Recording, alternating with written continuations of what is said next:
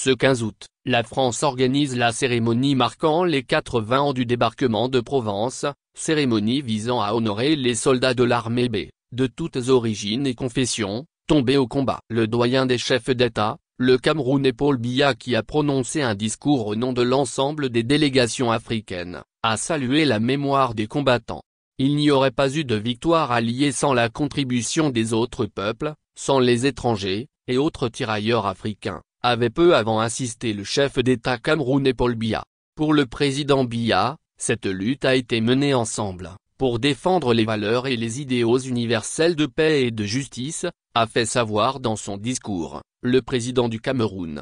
Après cette première séquence, les chefs d'État et de gouvernement devaient ensuite convier à un déjeuner à 12h45 à bord du porte-hélicoptère d'Ixmude, dans la rade de Toulon, d'où ils devaient ensuite observer une évocation du débarquement. Mais la météo est venue perturber le programme. Cette évocation a été annulée face à un risque de violents orages pouvant être accompagnés de grêle, de fortes rafales de vent et d'importantes précipitations. Météo France a placé le littoral varois en vigilance orange jusqu'à milieu d'après-midi. En 1994, 2004 ou 2014, plus d'une quinzaine de dirigeants africains avaient participé aux commémorations du débarquement de Provence. Cette année, à la cérémonie internationale à la nécropole de Boulouri, près de Saint-Raphaël, ils étaient seulement 6 cette année: Paul Biya, Cameroun; Forgna Simbé, Togo; Faustin Archange Touadéra, Centrafrique; Azali Assoumani, Comores; Brice Oligui Nguema,